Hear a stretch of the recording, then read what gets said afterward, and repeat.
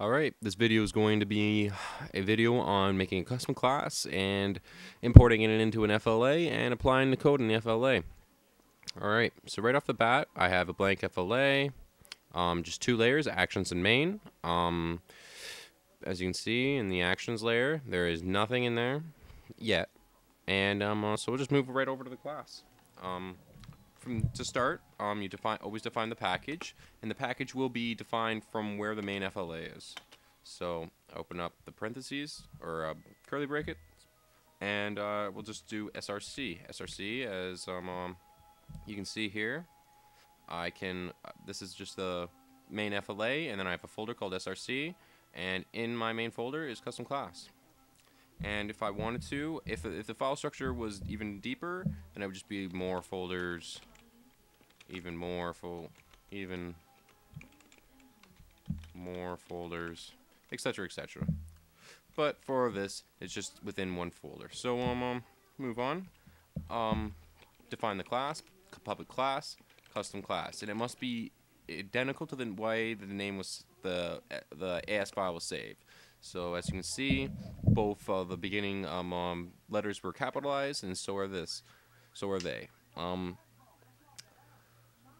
It's just proper programming construct to always have the beginning letters of the words of the class to be capitalized. And afterwards, if you wanted to extend a superclass, that you would write extends and then any which class. For the bases, normally you would just a lot of the classes you will extend are just of Sprite. And another cool feature of CS5 is the importing of it. Import some all the classes for you. Normally you would have to go up and write it yourself, or it would shoot you an error, because it wouldn't know what you were talking about. It would give you a definition not found, or cannot access a null object reference. Alright, so from there you would define a constructor function. Constructor function is the main function of a class, and it must have the exact same name as the class name.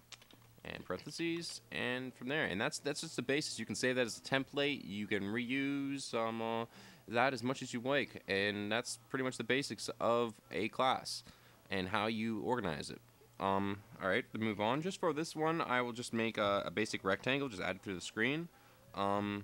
So I'll make a function called create rect, call the function, and create and define it. Private function create rect, and alright, I'll just define a private variable at the top at the class level. Private var, let's call it rect, and shape.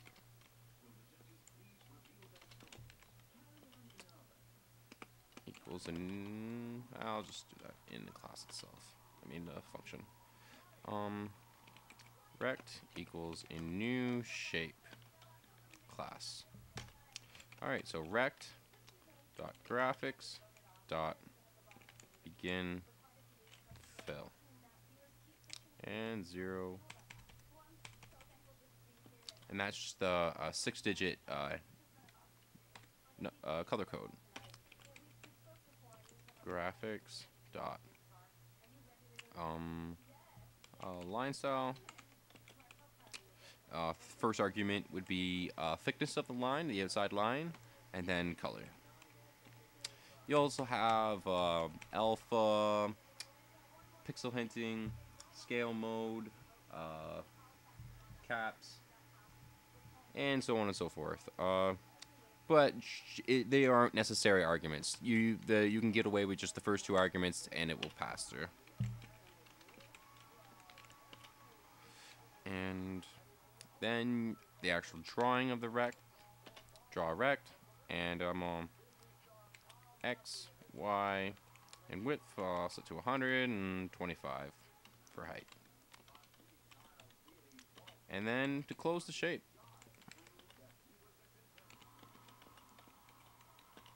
and then adding the child to the screen to the stage.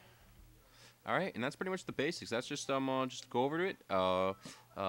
Made a variable, rect, shape, made a new shape, made it equal to a new shape class. Shape.graphics.beginFill defines the fill color. Rect.graphics.lineStyle will define first argument is the thickness of the line and then its color. Rect.graphics.drawRect will define first its x and y properties and then its width and height. You will want to normally set the x and y properties to 0 because if you want to move it throughout the stage, it will mess up coordination and stuff like that. And if you're trying to track where the object's moving, you will get some pretty messed up numbers. And so then from there, from rect.graphics.endFill, it will close the shape, and then you want to add the shape to the class. Now to import the shape, the class, src.CustomClass. Now in CS5, it's cool that it has that custom code hinting. Before it would never have code hinting for any of the custom classes you make. Now in CS5 they do, and it's a very cool feature. Now I'll make a variable to hold a custom class instance I'll just call it rect as well, and custom class equals a new custom class instance, and I can just add child, add it to the screen, test it, and there we go. I can move it down a little bit. I'm gonna change the x and y property of our down 100 and down 100, and there we go.